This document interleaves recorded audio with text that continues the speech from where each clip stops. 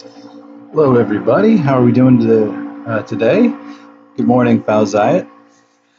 All right. Let's switch over. We're going to be doing a little review today. Okay. And I'm just going to be drawing some pictures and talking about some basic ideas from the cardiovascular and lymphatic systems. All right. So to begin, let's talk about heart. Oh, come on. Here we go.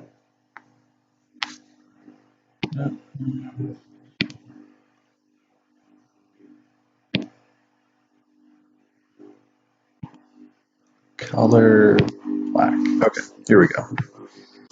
All right, so let's talk about the heart. And we just had Valentine's Day, so everybody's familiar with the heart. This is how it looks. And of course, we know the anatomical heart doesn't look quite like this, but it's not far off. We have a feature, the pointy bit at the bottom, called the apex. And then this bumpy bit at the top is the base, which means that the heart's really like an upside down pyramid, right? This is a pyramid. This is the base of a pyramid. This is the apex of a pyramid. So the heart looks like an upside down pyramid. And let's see if I can draw this kind of three-dimensional. I'm not a very good artist, but here we go. And like this. All right. And so the heart is rotated so that the right side, by the way, let's go back a second. This is the right side. This is the left side. Whenever you're looking at a picture of the heart, it's important to keep in mind that right and left are reversed from your right and left because this is the right and left of the patient. All right. And so if we go over here, you can see the right side is rotated slightly anteriorly. The right side of the heart is in front of the left side of the heart. You'll also see the left side of the heart is posterior to the right side of the heart.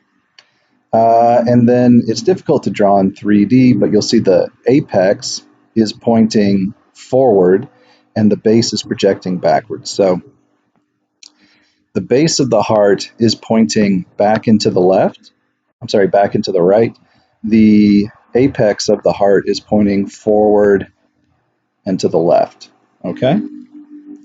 Now, in the chest,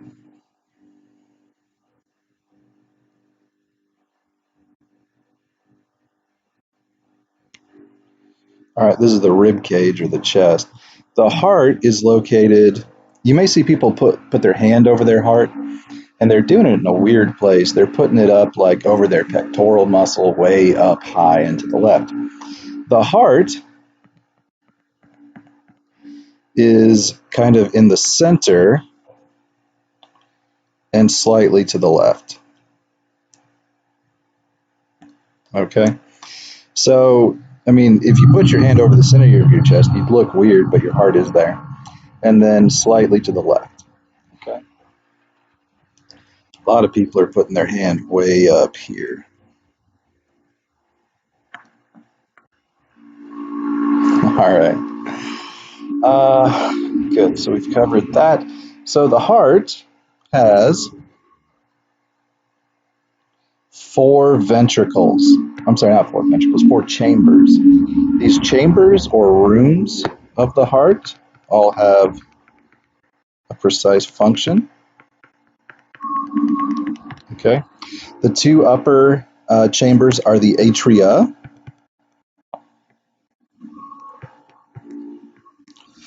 And the singular for that is atrium. Atria is plural. Remember, we got a right and left here, so this is the right atrium. This is the left atrium. Okay, now down below, we have the ventricles. And the ventricles, maybe a way you could remember that is when you look at them, they have a sort of V shape, right? We've got this interventricular septum here. the interventricular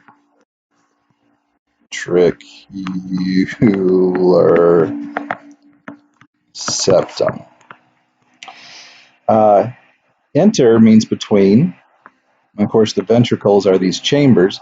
So this is a septum, or a dividing wall between the ventricles. Okay. Anyway, you can see the ventricles down here have a sort of V shape, so that might make it easier to remember, right, that they are the ventricles. And there's a right ventricle and a left ventricle. And some people talk about the heart as a pump, and I like to think of it as two pumps that happen to be right next to each other. And so the right ventricle is going to send blood off to the lungs. Okay.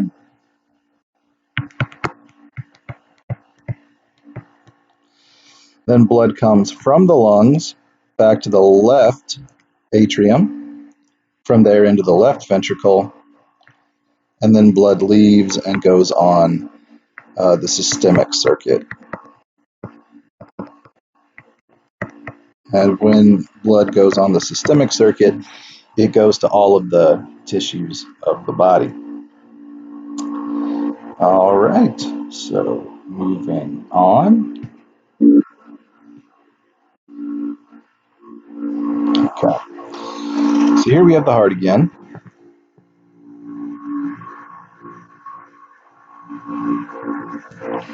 Okay, so the right side is going to send blood off to the lungs. And the lungs, okay. How can we draw that? They're on either side of the heart.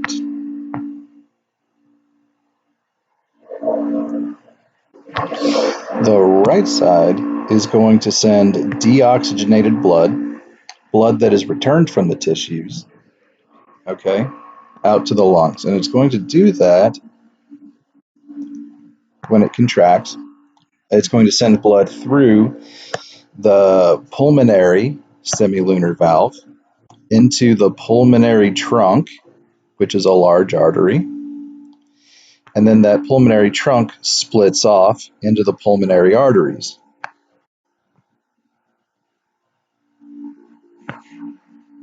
Okay. And blood here picks up oxygen and drops off carbon dioxide. We then return oxygenated blood, okay, back to the left atrium. The left atrium passes that blood into the left ventricle. Okay. We've completed in this image the pulmonary circuit.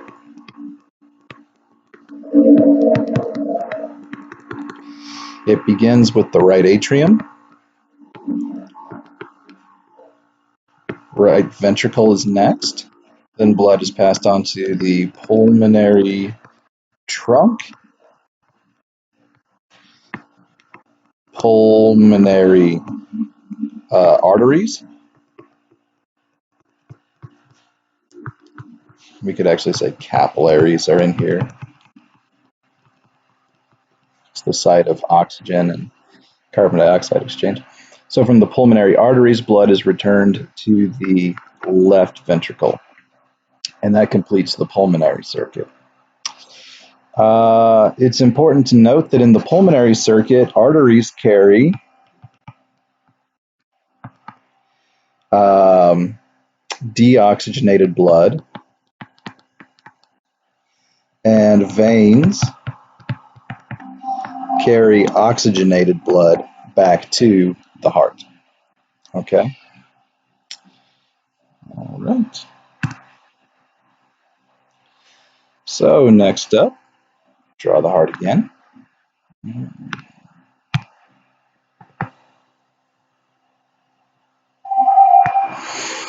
All right, so on the left side of the heart, we're going to send oxygenated blood. The left ventricle will contract, and it will send oxygenated blood through the aorta.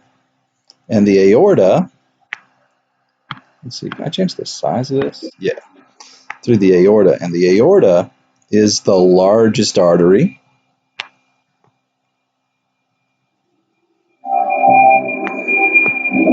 Okay. And it's going to send blood out to the tissues. Now you have here in the aorta an ascending portion. So we've got the ascending aorta. We've got the aortic arch, which is this arch here. And then we have the descending aorta, which becomes the thoracic or abdominal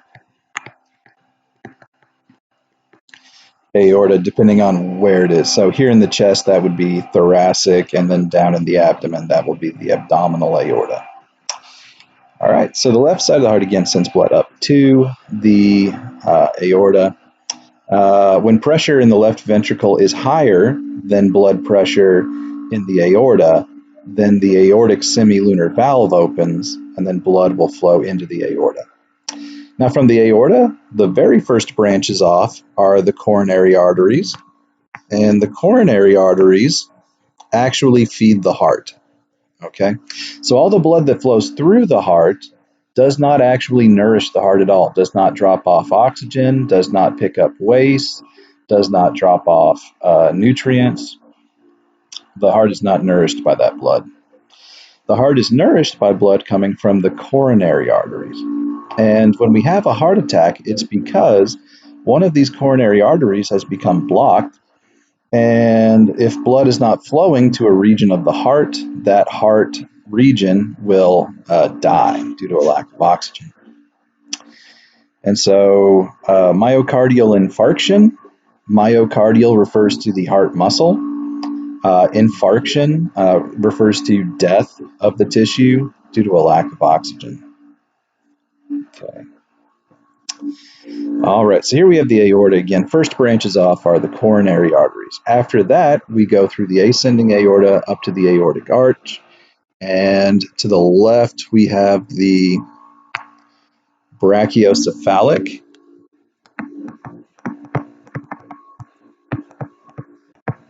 artery. And the brachiocephalic artery will immediately branch off again into two arteries. We've got the subclavian, which goes under the clavicle. And then we have the common carotid artery, which goes up to the head. Okay. The next two branches off, by the way, this is the right common carotid and the right subclavian. The next two branches off are the left common carotid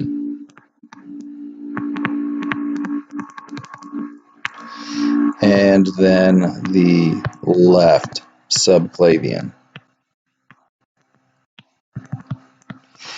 All right, and so the left subclavian and the right, actually, too, they're going to go to the arms, okay? They're going to travel to the arms, the upper limbs.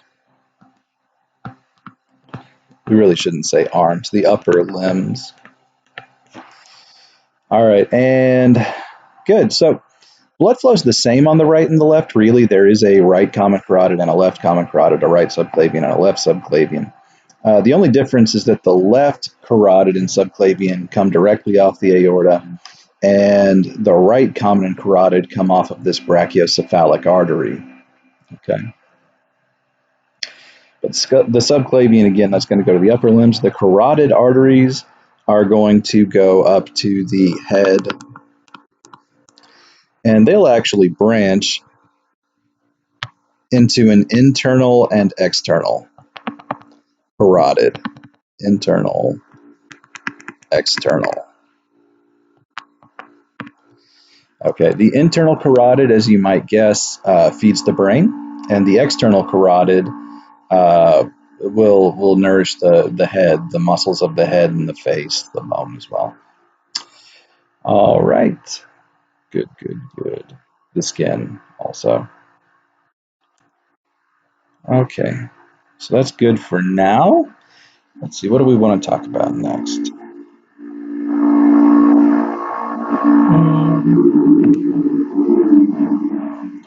Well, let's talk about the cardiac conduction system. Okay. So the cardiac conduction system. Draw another heart.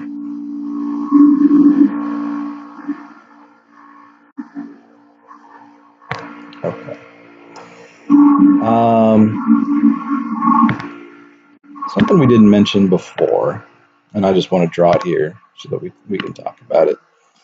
There are some large veins that return blood to the right atrium, and they are the inferior and superior vena cavae. Vena cava. Vena cava is singular. Venae cavae is plural. If you want to talk about both of them, venae cavae. All right, and so they're the large veins that return blood to the right atrium. Anyway, I'm just drawing them here for reference. Let's use yellow. Yellow is going to stand out. Okay, we say that the heart is autorhythmic, meaning it creates its own rhythm. It creates kind of its own rhythm for contraction. It decides when it's going to contract, and it's automatic. The brain does not tell the heart to beat. The brain tells the heart speed up or slow down, but it doesn't tell it beat. The heart beats on its own. In fact, you can remove the heart from the chest, and as long as you continue to perfuse it or fill it with oxygen-rich blood that has nutrients, it will continue to pump for hours. In fact, that's how they keep a donor heart alive while you wait for the recipient to show up. All right, so right here we have the pacemaker of the cell, okay? And that's the sinoatrial node, okay? Or SA node. And the sinoatrial node starts the depolarization that's going to spread through the heart. It starts the contraction. Okay? Contraction follows depolarization. All right, so at first, we're going to spread depolarization through the walls of the atria, okay? And technically, depolarization is going to spread through the right atrium before the left, but it's very close. They contract at pretty much the same time, just the right's a little bit faster. All right, now this signal spreads through the atria, and then it's actually blocked from moving on into the ventricles by some fibrous connective tissue that separates them. The signal is going to be carried down, okay, to another node, and this other node is called the atrioventricular node, or AV node for short. And the AV node is going to then depolarize, and it's going to spread that signal out or propagate that signal to the next structure in the chain called the bundle of His.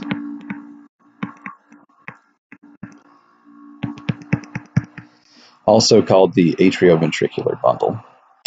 From there, we're going to continue the signal down through the interventricular septum, okay, through the left and the right bundle branches. And I'm pointing here to the left, bundle branch.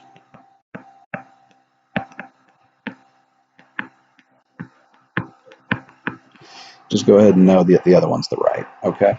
And from here, that signal is carried down, and then it comes back up through the cardiac wall, the heart wall, and it's going to spread there through the ventricles, through the Purkinje fibers. A lot of people say Purkinje. That is acceptable. It just sounds awful to me.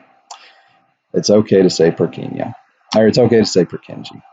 Anyway, spreads up through the Purkinje or Purkinje fibers to the rest of the myocardium, and so then the ventricles will contract as this wave of depolarization passes through. All right. Cool. So what else do we want to talk about the heart?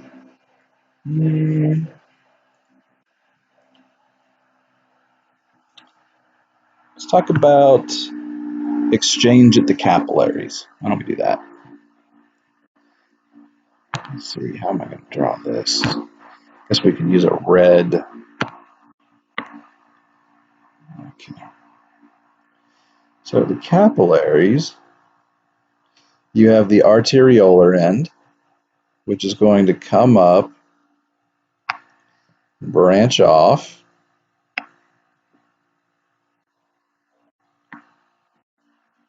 Let me switch to purple. We're going to, we're going to, that's the same color, isn't it? Purple, come on. We're going to drop off oxygen and pick up carbon dioxide. And in drawings, we always represent that dropping off of oxygen, that losing of oxygen, as a gradual change to the colored blue. In reality, it goes from bright red to dark red. But this is just easier for a lot of students to understand.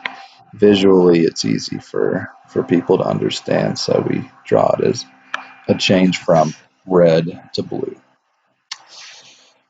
All right, so here we have the arteriolar end, or arterial end, a lot of texts will say. Let's go ahead and say venous end over here. All right, so blood enters the capillary bed from the arterioles. It passes through the capillaries, and then it returns to the venous end. And over here, we will be dumping into the small venules. All right, now hydrostatic pressure is the outward pressure of the fluid in these vessels. So the fluid pressure, or the blood pressure in these capillaries, is the hydrostatic pressure. That's the outward force. Okay. Hydrostatic pressure.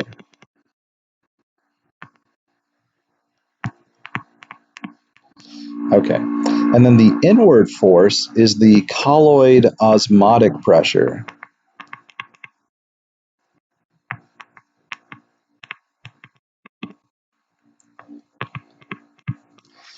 Okay. Now, what does that mean, right? So there are large plasma proteins in the blood. There are large plasma proteins in the capillaries, and they're too big to get out. All right, water and ions and sugar and other small things, they're going to get out of the blood and into the tissue fluid, no problem. All right, but the large proteins are going to be stuck in here, and they have an osmotic force. Basically, remember, water wants to go wherever solute is. And if there's a lot of protein now in the capillaries, water's going to want to go where the where the solute is, where the proteins are, and it's going to go into the capillaries. And so when we're trying to figure out what the net outward force is or the net filtration pressure is, right?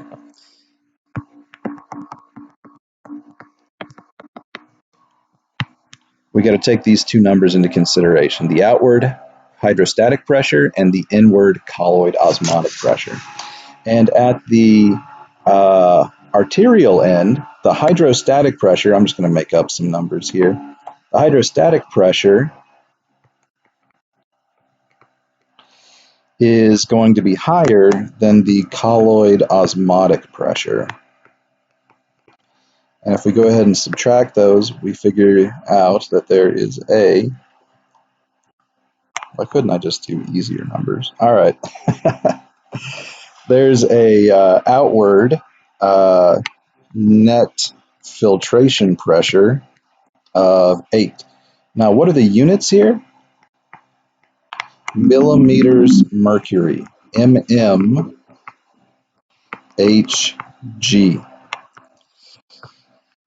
All you really need to know about millimeters mercury is that it's a measure of pressure. It's a unit of pressure that we use. It's kind of like how inches are a unit of measuring distance, right? We measure pressure in millimeters mercury. We measure temperature in degrees. What's a degree, right? Well, all you really need to know is it's the unit we use to measure temperature. All right, so good. At the arterial end, the net filtration pressure will be positive. In other words, there will be outward flow of water and nutrients.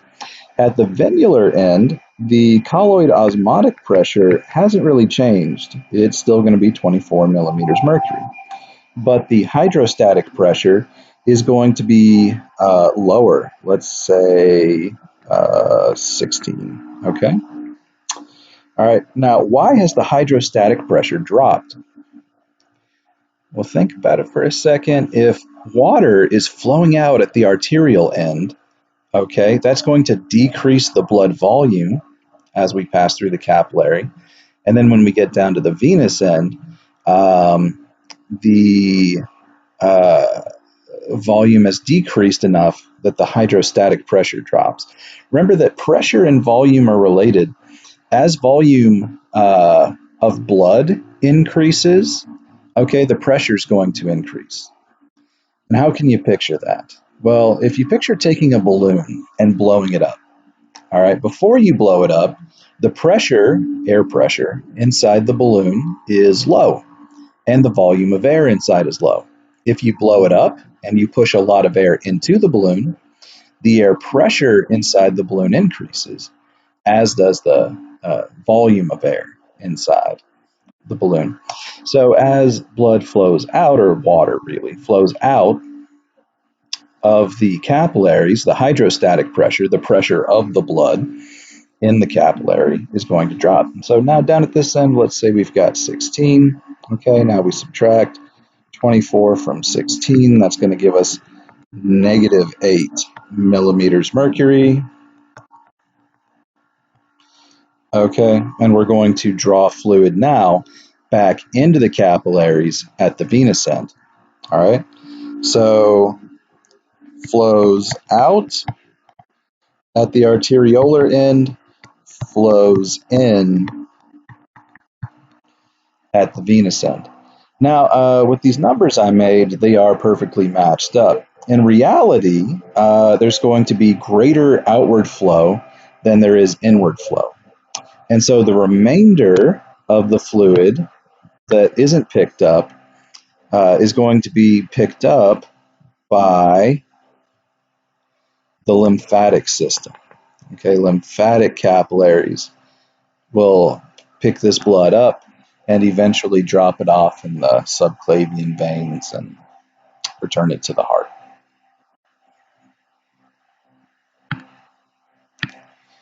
All right, I'm going to take a break for just a second, switch back over, see if there have been any questions so far. Please show me questions. No questions.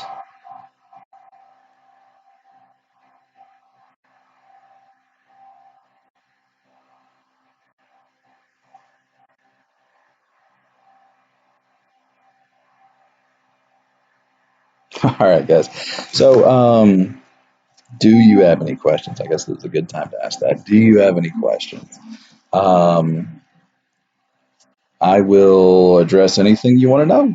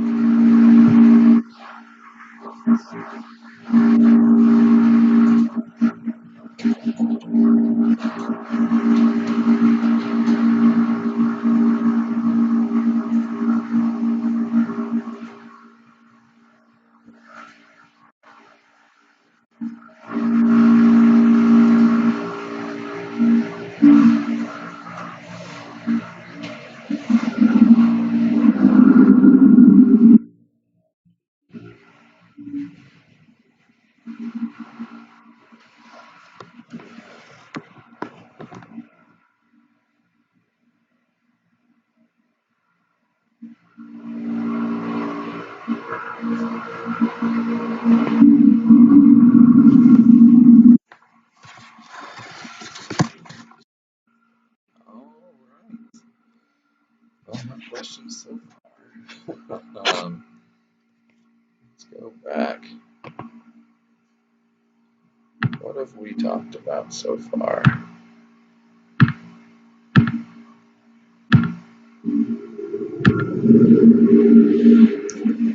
Okay, so we talked about the heart,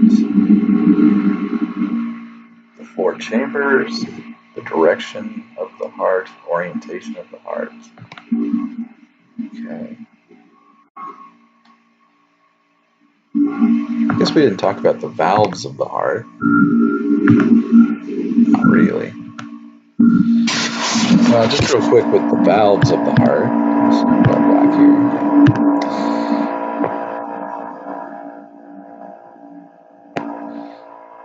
Okay. So separating the right atrium from the right ventricle is an atrioventricular valve.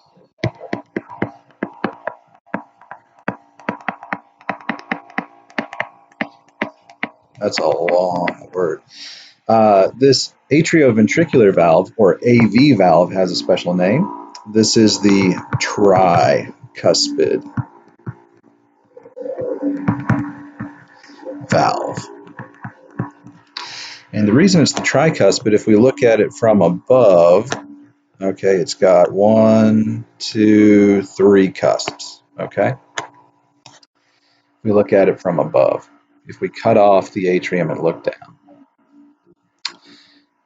Next up on the left side, you have another, okay, AV valve. This one's called the bicuspid or mitral valve. And most people actually use the nickname mitral valve. Why? Well, I don't know why most people use it. Maybe it's easier to say than bicuspid, but why is it called the mitral valve? Well, it looks kind of like this.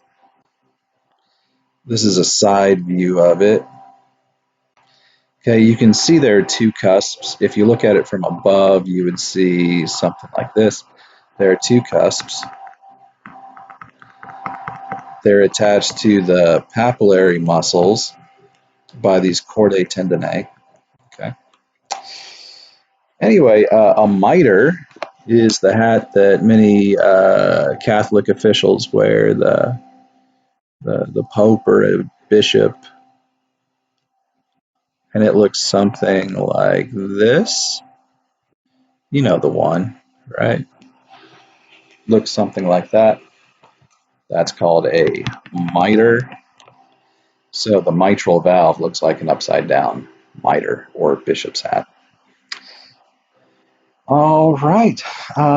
Next up, we have the semilunar valves. The semilunar valves, um, they they well, they're found at the exits of the heart, basically. So you have the pulmonary Okay, I'm going to go ahead and say here is the pulmonary semilunar valve.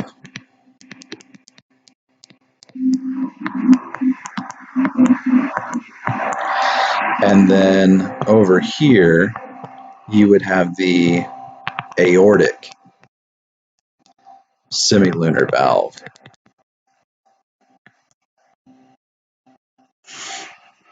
Okay. And the pulmonary semilunar valve regulates blood flow out of the right ventricle. The aortic semilunar valve regulates blood flow out of the left ventricle. Okay. If you're ever confused, just go ahead and write down right and left. All right, so pressure has to build in the right ventricle to overcome the pressure in the pulmonary trunk.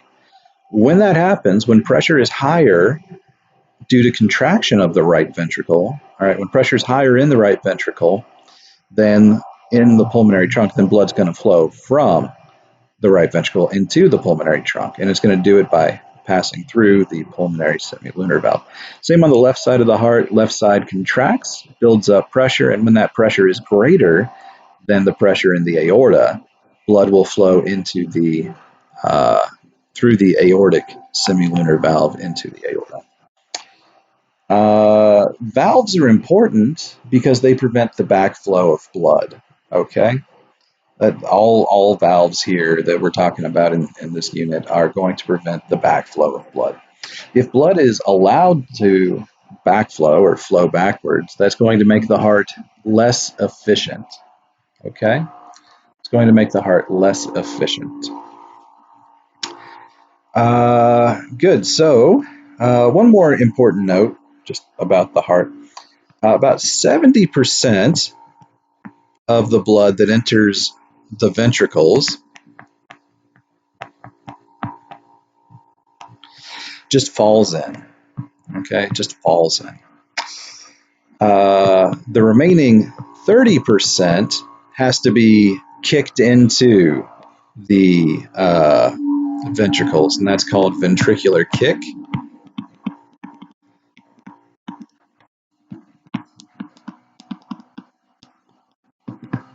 The ventricular kick is where the atria contract and they push the remaining 30% into the ventricles. Good, good, good. Talked about valves in the heart.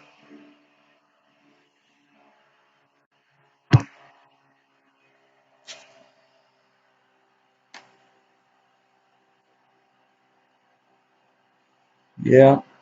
Well, other than that, I can't really think of anything to cover. I mean, we could cover arteries and veins. They're very similar. All right. Arteries are going to be smaller than veins. They're going to have the same three layers. Okay.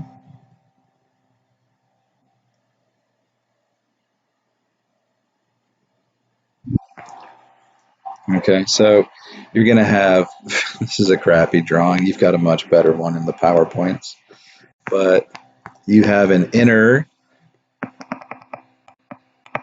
layer called the tunica interna. Go back one. Tunica interna. Also, some books will call it intima. Anyway, tunica interna, and it's made up of endothelium,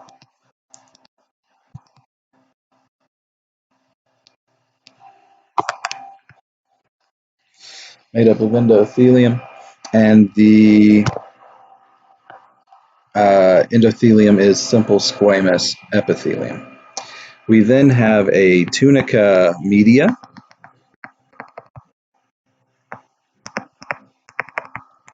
which is just smooth muscle. I mean, there are elastic fibers and other things in there too, but the most important, the main component is smooth muscle. And then lastly, there's an outer tunic called the tunica externa. And it's also called the adventitia, and it's made up of connective tissue.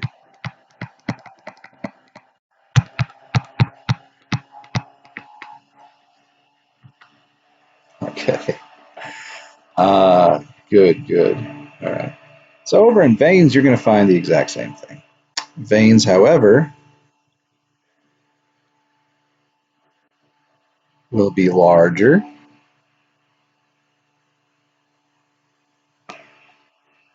Okay.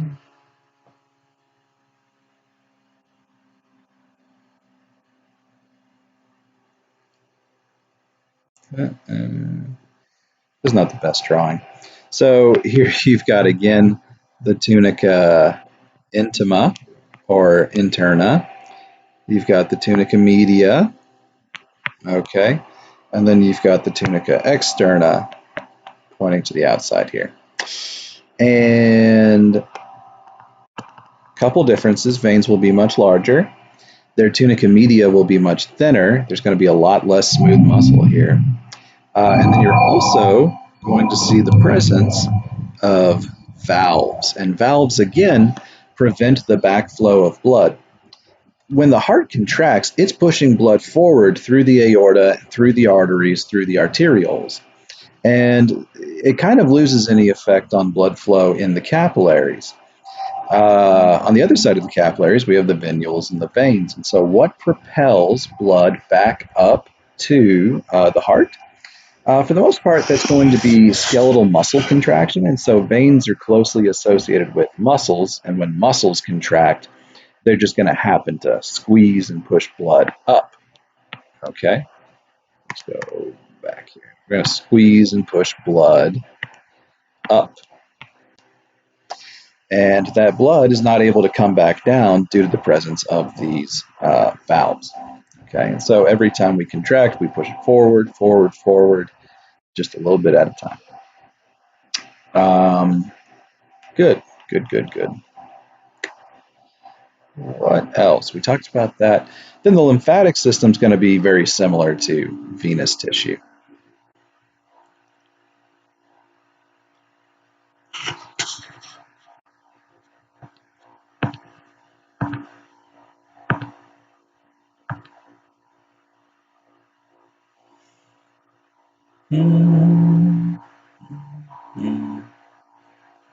Okay.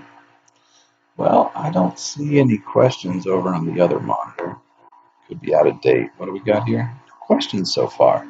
10 viewers, though. That's good. All right. So let's just go ahead and talk about the exam.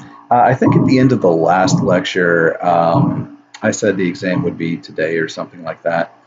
I was a little confused. We're about a week ahead. So what we'll do this week is a review today, which we have just completed. And then Thursday, you can probably see in McGraw-Hill that the next test will become available to you. It'll be due the following Tuesday. So it'll be due 1 week from today, February 25th, but it'll become open to you this Thursday. Okay. Later today, I'll put together a study guide and put that out there for you. And then Thursday, you can take the exam. You don't have to take it Thursday. You can take the weekend to do it, you know. Good. Do we have any questions at this point?